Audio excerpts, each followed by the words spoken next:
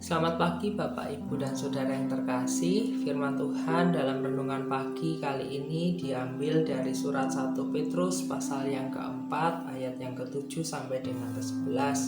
Salah satu bacaan leksionari yang menjadi dasar dari renungan pagi hari ini yang diambil dari surat 1 Petrus pasal yang keempat ayat ke-7 sampai dengan yang ke-11.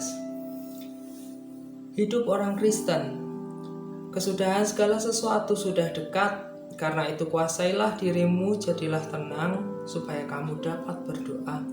Tetapi yang terutama, kasihlah sungguh-sungguh seorang akan yang lain, sebab kasih menutupi banyak sekali dosa. Berilah tumpangan seorang akan yang lain dengan tidak bersungut-sungut. Layanilah seorang akan yang lain sesuai dengan karunia yang telah diperoleh tiap-tiap orang sebagai pengurus yang baik dari kasih karunia Allah.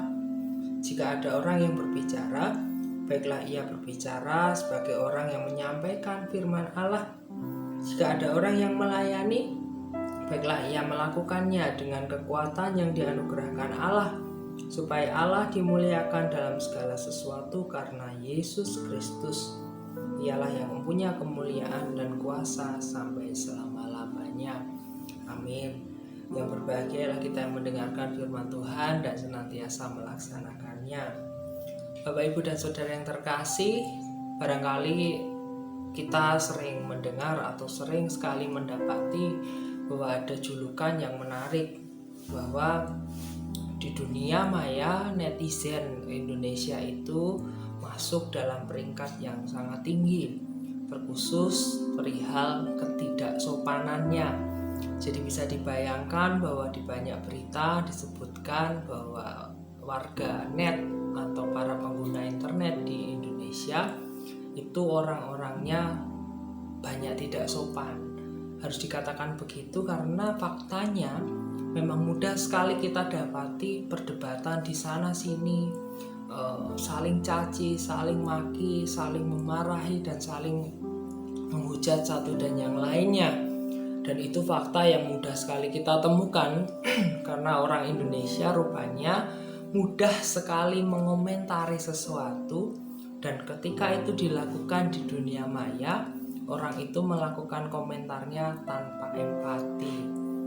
Nah, perlahan tanpa kita sadari, cepat atau lambat, perilaku ini juga bisa jadi sangat mempengaruhi cara hidup kita dalam kebiasaan sehari-hari. Mari kita amati seberapa lama atau seberapa sering kita lebih memperhatikan handphone, seberapa sering kita lebih sering merespon handphone daripada kita bercakap-cakap atau berbicara secara langsung dengan orang-orang di sekitar kita.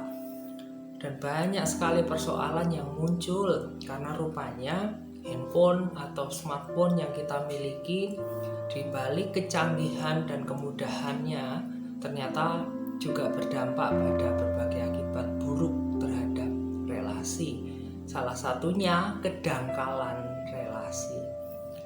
Ada dampak yang serius di mana orang tidak lagi mau saling mendengar, namun orang lebih suka berkomentar. Ini sangat nyata Bapak, Ibu, dan Saudara yang terkasih. Bahkan terjadi di dalam masyarakat kita, orang lebih mudah mengomentari, orang lebih mudah menyebutkan apa yang menjadi pendapatnya daripada pertama-tama mereka mendengar. Nah, disinilah kelakuan buruk oleh orang warganet di Indonesia itu sebenarnya saya percaya tidaklah menjadi cermin dari seluruh masyarakat Indonesia. Namun hal ini bisa menjadi kecenderungan umum ketika kita sebagai orang yang tidak lagi mempunyai empati manakala berinteraksi dengan orang lain. Dan kurangnya empati itu sangat tampak bila mana kita lebih sering berbicara daripada mendengar. Nah, firman Tuhan pada pagi hari ini mengingatkan kepada kita. Penulis surat Petrus menyebutkan betapa orang perlu ketenangan supaya dia dapat berdoa.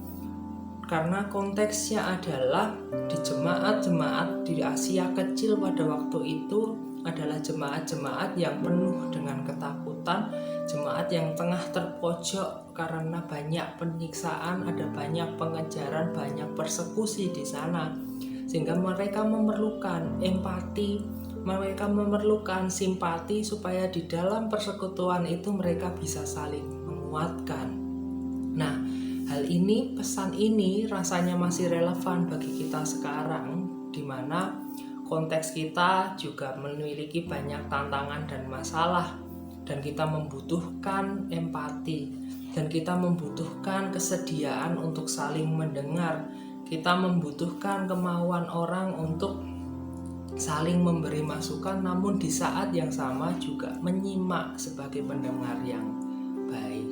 Nah, sebagai sebuah persekutuan, perikop ini mengingatkan kita bahwa jika ada orang yang berbicara, baiklah ia berbicara sebagai orang yang menyampaikan firman Allah.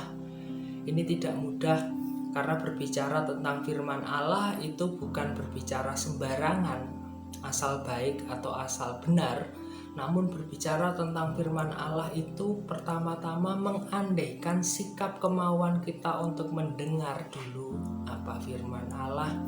Sehingga penulis surat Petrus kali ini tidak ingin membuat kita terbuai akan kepintaran, tidak ingin terbuai akan otoritas yang kita miliki sehingga mudah untuk berbicara atau mudah mengklaim apa yang kita katakan sebagai benar.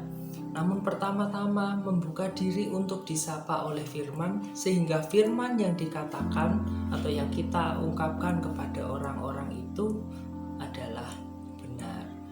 Nah, Bapak, Ibu, dan Saudara yang terkasih, di sini rasanya ada refleksi yang menarik bahwa di dalam keluarga, di dalam pekerjaan, ataupun di dalam masyarakat, kita bertemu dan berjumpa dengan berbagai orang.